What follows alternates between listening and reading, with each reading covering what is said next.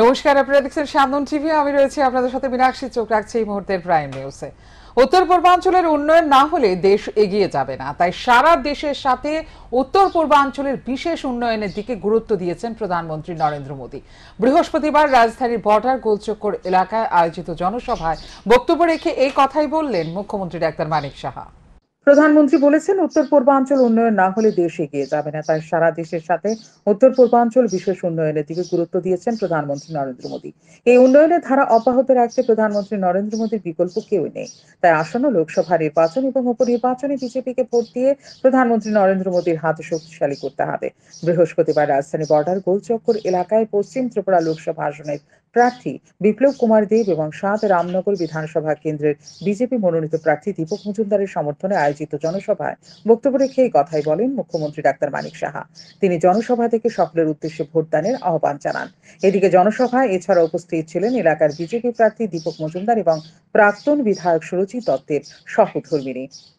এবং আমরা মোদিজি আমাদের যেভাবে আমাদের মার্গদর্শন করান যে আমাদের কাছে কোনো ধর্ম বলতে কিচ্ছু নেই, আমাদের সবকিছুর উঠতে উঠে উনি বারবার বলছেন যে আমরা মানুষের জন্য আমরা কাজ করব। উনি বারবার বলছেন আমাদের কাছে 4টে জাত, একটা হচ্ছে গরিব মানুষ, একটা হচ্ছে আমাদের যারা মহিলারা আছেন, একটা হচ্ছে আমাদের যারা যুবকরা আছেন। এইভাবে উনি বারবার কৃষক, এই 4 জাত হচ্ছে তাদের যদি উন্নয়ন হয় তবেই ভারতবর্ষের এবং রাজ্যের উন্নয়ন হবে, সেই দিশায় উনি কাজ করেন। প্রয়াত বিধায়ক সুরজিৎ দত্তের সহধর্মিণী বলেন, ৭ রামনগর বিধানসভা কেন্দ্র প্রয়াত বিধায়কের প্রাণের জায়গা, অন্তরের জায়গা এবং ভালোবাসার জায়গা। দীর্ঘদিন ধরে সবার সঙ্গে তাঁর ভালোবাসার সম্পর্ক ছিল। এলাকার জন্য কাজ করেছেন তিনি, কিন্তু তিনি যে অসমাপ্ত কাজ রেখে গেছেন সেগুলি আগামী দিনে সম্পূর্ণ করবে বলে কথা দিয়েছেন রামনগর বিধানসভা কেন্দ্রের বিজেপি প্রার্থী দীপক মজুমদার। আগামী দিনে দীপক মজুমদার এলাকাবাসীর খোঁজ খবর রাখবেন। এলাকায় যারা কর্মী সমর্থক রয়েছেন তারা যাতে আসন্ন নির্বাচনকে কেন্দ্র করে কাজে কোনো রকম ত্রুটি না রাখে তার জন্য আহ্বান জানান সুরজিৎ দত্তের সহধর্মিণী। আমি শুধু এতটুকুই বলবো, এটা এই রামনগর প্রয়াত বিধায়কের প্রাণের জায়গা, অন্তরের জায়গা, ভালোবাসার জায়গা। দীর্ঘদিন উনি এখানে কাজ করে গেছেন। ওনার সবার সঙ্গে ওনার যে মিত্রতা ছিল, যে ভালোবাসা ছিল। আমাদের যে এখন প্রার্থী হয়েছে দীপক মজুমদার, উনি আপনাদের সবাইকেই কথা দিয়েছেন ওনার যে কাজগুলি বাকি রয়েছে সেগুলি দেখবেন এবং আপনাদের সকলের সঙ্গে মেলামেশা করবেন, আপনাদের সকলের খোঁজ খবর নেবেন, সুন্দরভাবে উনি কাজ করবার চেষ্টা করবেন। তাই আমি প্রথমে বলবো, আমাদের যে রামনগরের সংগঠনগুলি আছেন এবং কৃষ্ণপ্রভু, যুব মোর্চা, মহিলা মোর্চা, কার্যকর্তাদের কাছে আমি অনুরোধ রাখবো, আপনাদের কাছে অনুরোধটা আমার এটাই থাকবে যে সুদা আপনাদেরকে হাতে ধরে কাজ শিখিয়েছেন, আপনাদের কাজের মধ্যে এই কোনো ত্রুটি যাতে না থাকে, সমস্ত ত্রুটি সংশোধন করে সবাই সুন্দর করে কাজ করবেন যাতে দীপক মজুমদার বিপুল ভোটে জয়লাভ করে। জনসভার শেষে একটি যোগদান সভা অনুষ্ঠিত হয়। ১,৪৭৮ জন ভোটার বিভিন্ন দল ত্যাগ করে ভারতীয় জনতা পার্টিতে যোগদান করেছে। সান্দন টিভি। দেশকে কিভাবে সম্মান জানাতে হবে ভারতীয় জনতা পার্টি তা ভালোভাবেই জানে, কারণ প্রধানমন্ত্রী নরেন্দ্র মোদী বারবার বলেছেন, প্রথমে দেশ, তারপরে দল এবং তারপর ব্যক্তি। আর অন্যান্য রাজনৈতিক দলের ক্ষেত্রে সেটা সম্পূর্ণ উল্টো, প্রথমে ব্যক্তি, তারপর দল, আর সব শেষে দেশ যেখানে যাক তা দেখার দরকার নেই। বৃহস্পতিবার ৮ টাউন বর্দোয়ালি বিধানসভা কেন্দ্রের অন্তর্গত নেতাজি স্কুল মাঠে আয়োজিত নির্বাচনী জনসভায় বক্তব্য রাখতে গিয়ে এমনই অভিমত ব্যক্ত করলেন রাজ্যের মুখ্যমন্ত্রী ডাক্তার মানিক সাহা। বৃহস্পতিবার পশ্চিম ত্রিপুরা লোকসভা আসনে ভারতীয় জনতা পার্টি মনোনীত প্রার্থী বিপ্লব কুমার দেবের সমর্থনে এক নির্বাচনী জনসভা অনুষ্ঠিত হয় নেতাজি স্কুল মাঠে। ৮ টাউন বর্দোয়ালি মন্ডল এই নির্বাচনী সভার উদ্যোক্তা। এতে প্রধান বক্তা হিসেবে উপস্থিত ছিলেন রাজ্যের মুখ্যমন্ত্রী ডাক্তার মানিক সাহা। বক্তব্য রাখতে গিয়ে তিনি প্রধানমন্ত্রী নরেন্দ্র মোদীর হর ঘর তিরঙ্গা মেরা মাটি মেরা দেশ কর্মসূচির প্রসঙ্গ তুলে ধরেন। তিনি বলেন, দেশকে কিভাবে সম্মান জানাতে হবে ভারতীয় জনতা পার্টি তা ভালোভাবেই জানে। প্রধানমন্ত্রী নরেন্দ্র মোদী বারবার বলেন, প্রথমে দেশ, তারপর দল, তারপর ব্যক্তি। আর অন্যান্য বিরোধী রাজনৈতিক দলগুলো পুরোপুরি উল্টো। তাদের হিসেবে প্রথমে ব্যক্তি, তারপর দল, আর সবশেষে দেশ। যেখানেই যাক তা দেখার প্রয়োজন নেই। মুখ্যমন্ত্রী অধ্যাপক ডাক্তার মানিক সাহা বলেন, ভারতীয় জনতা পার্টির প্রতি সাধারণ মানুষের যে পূর্ণ সমর্থন রয়েছে তা নির্বাচনী সভাগুলো দেখলেই পরিষ্কারভাবে বোঝা যায়। তিনি বলেন, পশ্চিম ত্রিপুরা এবং পূর্ব ত্রিপুরা লোকসভা আসনে ভারতীয় জনতা পার্টি মনোনীত প্রার্থীকেই জয়ী করে ত্রিপুরার মানুষ পাঠাবে সংসদে। বলিদান হয়েছেন তাদেরকে সম্মান দেওয়ার জন্য এই হর ঘর তিরঙ্গা উনি প্রোগ্রাম নিয়েছেন। শুধু তাই নয়, তিনি কি বলছেন যে মেরে মাটি মেরা দেশ। আগে তো আমরা এই কথা কোনোদিন কোনো প্রধানমন্ত্রীর মুখ থেকে শুনিনি। আমরা যে মাটি দিয়ে আজকে আপনারা বসে আছেন, যে মাটি মারিয়ে আমরা আসছি, সেই মাটিকে সম্মান দেওয়ার জন্য উনি কি নির্দেশ দিয়েছেন, কি আহ্বান করেছেন, যে সমস্ত গ্রাম পঞ্চায়েত, ভিসি, নগর panchayat, municipality, Agartala municipal corporation, আমাদের এখানে 58টা ব্লক আছে, ব্লক থেকে সমস্ত মাটি নিয়ে এসে সেই মাটি আগরতলায় আসবে, সে অমৃত কলস নিয়ে দিল্লিতে যাবে, সেখানে কর্তৃপক্ষ পথে সেখানে অমৃত বাটিকা তৈরি হবে। সেই দিশায় আমরা কাজ করেছি। অর্থাৎ এই মাটিকে মাদার ল্যান্ড, সে মাদার ল্যান্ডকে সম্মান দেওয়া। আমরা মাঝে মাঝে ভুলে যাই আমরা কোথায় আছি, আমরা কার উপর দিয়ে আমরা চলছি, কার ভরসাতে আমরা চলছি। এই যে বিষয়গুলো উনি বারবার আমাদের স্মরণ করিয়ে দেন, সত্যিই সেটা আজকে কিন্তু এখানে সারা ভারতবর্ষের লোক বুঝতে পারছেন যে প্রধানমন্ত্রী যা বলেন তাই করেন। এদিন এই নির্বাচনী সভায় সাধারণ মানুষের উপস্থিতি ছিল চোখে পড়ার মতো। মুখ্যমন্ত্রী ডাক্তার মানিক সাহার হাত ধরে এদিন বিভিন্ন রাজনৈতিক দল ত্যাগ করে 30 পরিবারের 115 জন ভোটার ভারতীয় জনতা পার্টির পতাকা তলে সামিল হন। শান্তন টিভি। পশ্চিম ত্রিপুরা লোকসভা আসনে ত্রিপুরা মানুষ ইতিহাস সৃষ্টি করে ভারতীয় জনতা পার্টি মনোনীত প্রার্থীকে জয়ী করে সংসদে পাঠিয়ে প্রধানমন্ত্রী নরেন্দ্র মোদীর হাতকে শক্তিশালী করবে। বৃহস্পতিবার বিশালগড়ে দলীয় মিছিলে অংশগ্রহণ করতে এসে এমনই অভিমত ব্যক্ত করলেন পশ্চিম ত্রিপুরা লোকসভা আসনে বিজেপি মনোনীত প্রার্থী বিপ্লব কুমার দেব। বৃহস্পতিবার বিশালগড় মহকুমায় পশ্চিম ত্রিপুরা লোকসভা আসনে ভারতীয় জনতা পার্টি মনোনীত প্রার্থী বিপ্লব কুমার দেবের সমর্থনে একটি মিছিলের আয়োজন করা হয়। এই মিছিলের উদ্যোক্তা বিশালগড় মন্ডলের যুব মোর্চা। এই মিছিলে উপস্থিত ছিলেন প্রার্থী বিপ্লব কুমার দেব, বিজেপি প্রদেশ সভাপতি রাজীব ভট্টাচার্য, যুব মোর্চার রাজ্য সভাপতি তথা বিধায়ক সুশান্ত দেব প্রমুখ। প্রার্থী বিপ্লব কুমার দেব বলেন, বিশালগড়ের বিশাল হৃদয় দেখিয়ে দিয়েছে ভারতীয় জনতা পার্টির কার্যকর্তারা। বিরোধীদের কটাক্ষ করে তিনি বলেন, বিরোধীরা নাকি তাকে ত্রিপুরার শিশু বলে সাংবাদিক সম্মেলনে প্রচার করেছে। বিপ্লব কুমার দেব নিজেকে ত্রিপুরার শিশু বলেই মনে করেন। বিপ্লব কুমার দেব বলেন, বিরোধীরা যে ত্রিপুরার শিশু নন তা তাদের বুঝতে 6 বছর সময় লেগেছে। আর বিপ্লব কুমার দেব ত্রিপুরার শিশু হয়েছেন ত্রিপুরার মানুষের ভালোবাসা পেয়ে। তিনি বলেন, আসন্ন লোকসভা নির্বাচনে পশ্চিম ত্রিপুরা আসনে ভারতীয় জনতা পার্টি মনোনীত প্রার্থীকে ত্রিপুরার মানুষ ইতিহাস সৃষ্টি করেই জয়ী করে সংসদে পাঠিয়ে প্রধানমন্ত্রী নরেন্দ্র মোদীর হাতে শক্তিশালী করবে। প্রেস কনফারেন্স দেখেছি যে ওখানে বলছে বিপ্লব তো শিশু, বিপ্লব তো এরা এখনো বুঝেছে যে বিপ্লব ত্রিপুরার শিশু, ত্রিপুরার মানুষ তৈরি করেছে। আমি ত্রিপুরার শিশু, আপনারা ত্রিপুরার শিশু না, এটা বুঝতে আপনার 6 বছর সময় লেগেছে।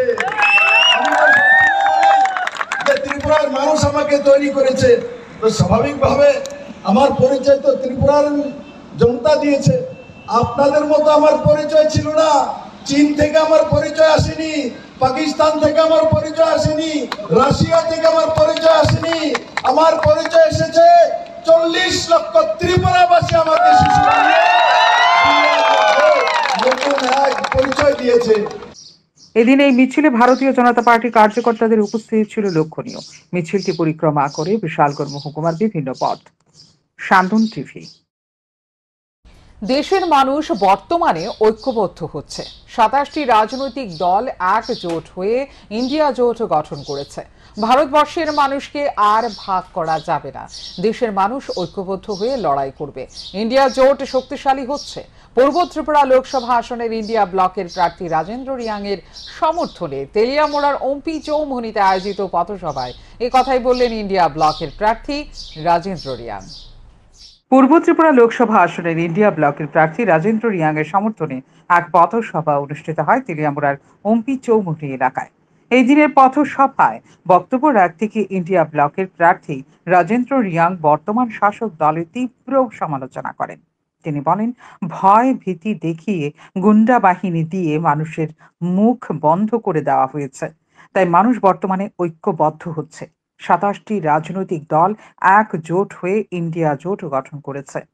ভারতবর্ষের মানুষকে আর ভাগ করা যাবে না, দেশের মানুষ ঐক্যবদ্ধ হয়ে লড়াই করবে। ইন্ডিয়া জোট শক্তিশালী হচ্ছে।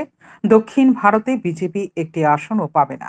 এবার উত্তরপ্রদেশেও ভোট পাবে না বিজেপি। ইন্ডিয়া ব্লকের প্রার্থী রাজেন্দ্র রিয়াং এদিন মানুষের নিকট আশীর্বাদ প্রার্থনা করেন। তিনি তিপ্রামথা দলেরও এদিন সমালোচনা করেন। খুবই গুরুত্বপূর্ণ নির্বাচন, অন্যান্য বারেও নির্বাচন, সব নির্বাচনে গুরুত্বপূর্ণ, কিন্তু তারপরে আমি আপনাদের কাছে বলবো যে এটা আরো বেশি গুরুত্বপূর্ণ। আপনারাও জানেন, কেন্দ্রের সরকার পরিবর্তন করবার জন্য এই ভোট, কেন্দ্রের যে সরকারটা আছে বিজেপি নেতৃত্বাধীন এনডিএ সরকার, মোদীজির নেতৃত্বে, এই সরকার গত 10 বছর অর্থাৎ দুইবার পার্লামেন্ট ইলেকশনে তারা জিতেছিল।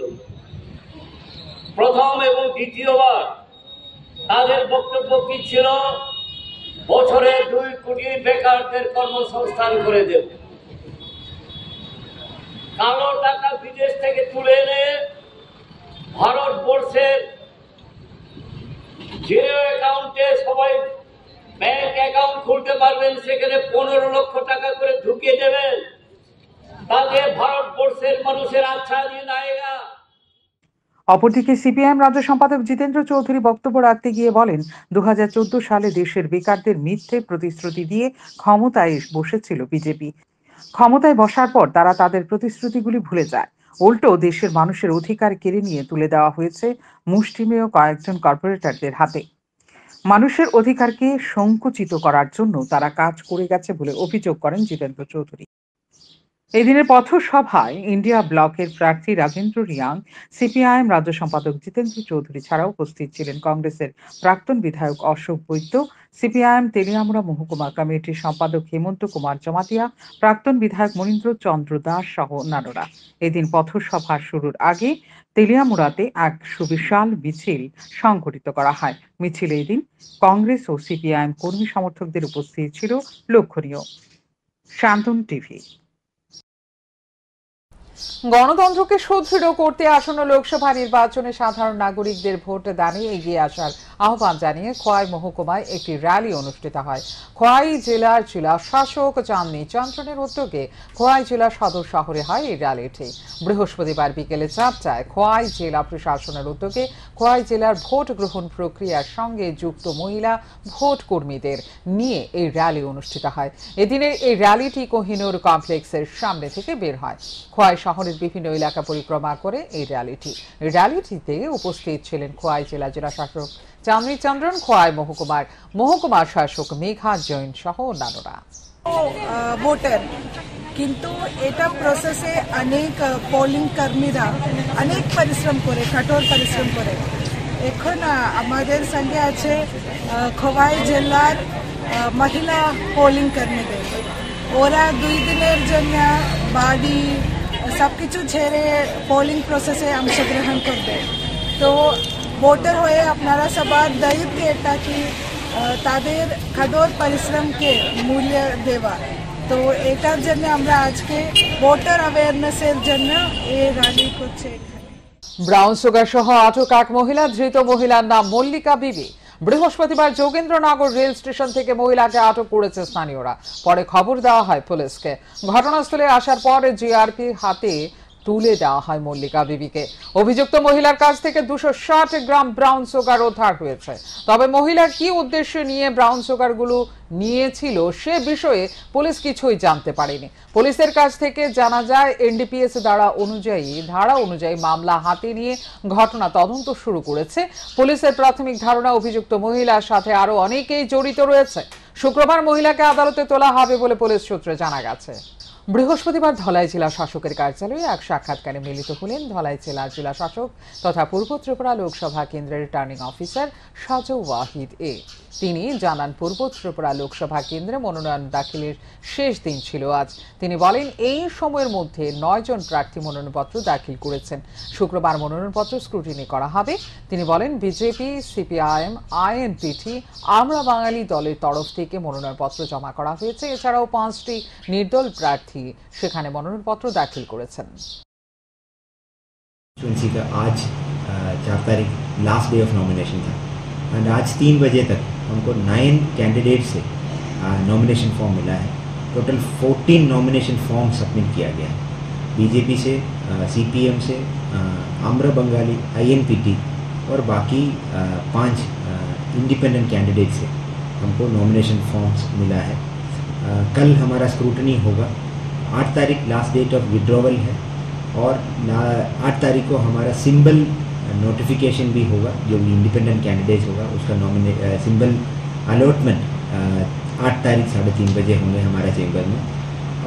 और 8 तारीख वैलिडली नॉमिनेटेड कैंडिडेट्स फाइनलाइजेशन होने के बाद पीबी प्रिंटिंग के लिए भेजा जाएगा। বৃহস্পতিবার উদয়পুর চেপানিয়া স্থিত বোলোর চৌমোহনী এলাকায় আরকেপুর মণ্ডলের 3 নম্বর বুথের উদ্যোগে অভিভাবক সভা এবং গীতা দান অনুষ্ঠান হয়। অনুষ্ঠানের প্রদীপ প্রজ্বলন করে উদ্বোধন করেন মন্ত্রী প্রণজিৎ সিংহ রায়। এছাড়া অন্যান্যদের মধ্যে উপস্থিত ছিলেন সমাজসেবী তাপস দাস, প্রধান কৃষ্ণ ভক্ত হরেকৃষ্ণ দেবনাথ, চেপানিয়া পঞ্চায়েতের প্রধান অমিতা মল্লিক গোস্বামী, প্রধান কৃষ্ণ ভক্ত যামিনী কুমার দেবনাথ সহ অনেকে। অর্থমন্ত্রী প্রণজিৎ সিংহ রায়ের হাত ধরে 150 জনের কৃষ্ণ ভক্তদের হাতে ভগবত গীতা তুলে দেওয়া হয়। এই অনুষ্ঠানে প্রধান অতিথি তথা অর্থমন্ত্রী প্রণজিৎ সিংহ রায় বলেন, সনাতন ধর্মের প্রতি নতুন প্রজন্মের ছেলে মেয়েদের মধ্যে প্রচার কম রয়েছে। তাই নতুন প্রজন্মের মধ্যে যাতে ধর্মের প্রতি আকৃষ্টতা হয় তার জন্য এই অনুষ্ঠানের আয়োজন।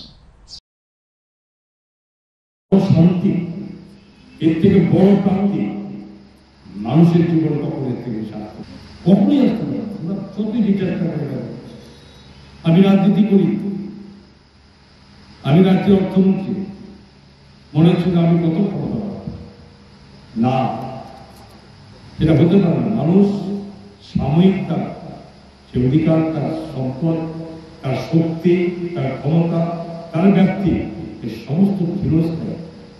এটা কিন্তু চিরস্থায়ী হতে পারে না।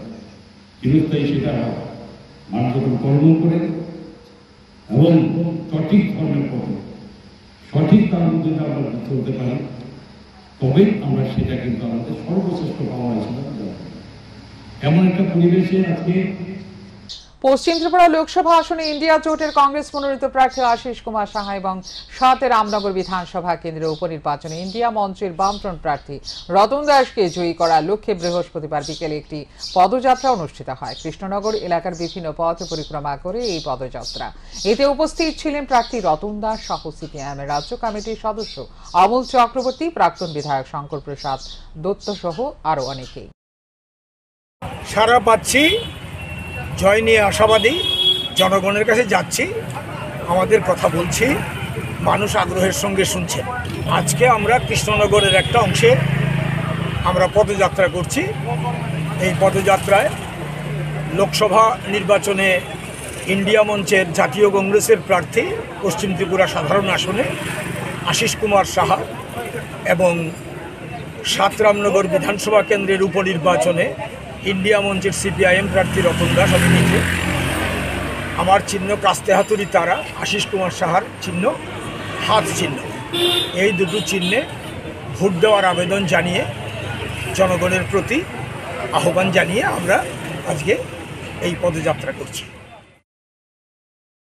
আসন্ন লোকসভা ভোটে 59টি জেলার কন্ট্রোল রুম এবং গণনার কেন্দ্র পরিদর্শন করতে গেলেন পূর্ব ত্রিপুরা আসনের পুলিশ অবজারভার তথা পুলিশ পর্যবেক্ষক IPS doctor miss Z Annie Vijaya. Unakoti জেলার জেলা সদর কৈলাসহরের রাধাকিশোর ইনস্টিটিউশন তথা RKI স্কুলে বৃহস্পতিবার observer doctor miss Z Annie Vijaya এসে এগুলি পরিদর্শন করেন। পরিদর্শনকালে অবজারভারের সাথে ছিলেন ঊনকোটি জেলার জেলা শাসক দিলীপ কুমার চাকমা, ঊনকোটি জেলা পুলিশ সুপার কান্তা জাহাঙ্গীর, ঊনকোটি জেলার 2 অতিরিক্ত জেলা শাসক অর্ঘ সাহা ও দশরথ দীপরমা সহ জেলার আরও অন্যান্য আধিকারিকেরা। Observer doctor miss Z Annie বিজয়াকে RKI স্কুলের সমস্ত কক্ষ ঘুরে দেখান। কৈলাসহরের মহকুমা শাসক প্রদীপ সরকার জানান, ঊনকোটি জেলার অধীনে 50 পাবিয়াছড়া, 51 ফটিকরায়, 52 চণ্ডীপুর এবং 53 কৈলাসহর বিধানসভা কেন্দ্রের EVM মেশিনগুলো RKI স্কুলে থাকবে। তাছাড়া জেলার 4টি বিধানসভা কেন্দ্রের গণনাও RKI স্কুলে হবে। RKI স্কুলের ভেতরে আলাদা আলাদাভাবে 4টি ভাগ করা হয়েছে এবং 4টি ভাগে 4টি বিধানসভার EVM গুলো থাকবে। তাছাড়া RKI স্কুলের ভেতর এবং বাইরে পুরোপুরি সিসি ক্যামেরা নিয়ন্ত্রণে রয়েছে বলে জানান মহকুমা শাসক প্রদীপ সরকার। যে ইলেকশন জেনারেল ইলেকশন হবে আমাদের এখানে 26 তারিখ ভোট, এটার যে প্রিপারেটরি ওয়ার্ক সেগুলি চলছে। আমাদের কৈলাসহর SDM অফিসের এবং কুমারঘাটের SDM অফিসের যে দুইটা চারটা যে অ্যাসেম্বলি সেগমেন্ট, এগুলির যে কাউন্টিং এবং স্ট্রং রুম, এটা RKI ইনস্টিটিউট কৈলাসহরেতে হবে। তো আজকে আমাদের যে RKI যে ইনস্টিটিউট, এখানে কাউন্টিং ভেন্যু এবং স্ট্রং রুম ভেন্যুতে অনারেবল পুলিশ অবজারভার এবং অনারেবল ডিস্ট্রিক্ট ইলেকশন অফিসার। এখনকার মতো এই মুহূর্তে সংবাদ এই পর্যন্ত। অন্যান্য আপডেট দেখার জন্য অবশ্যই নজর রাখতে হবে সান্দন টিভির পর্দায়। সান্দন টিভি, দায়বদ্ধতাই যার ঐতিহ্য।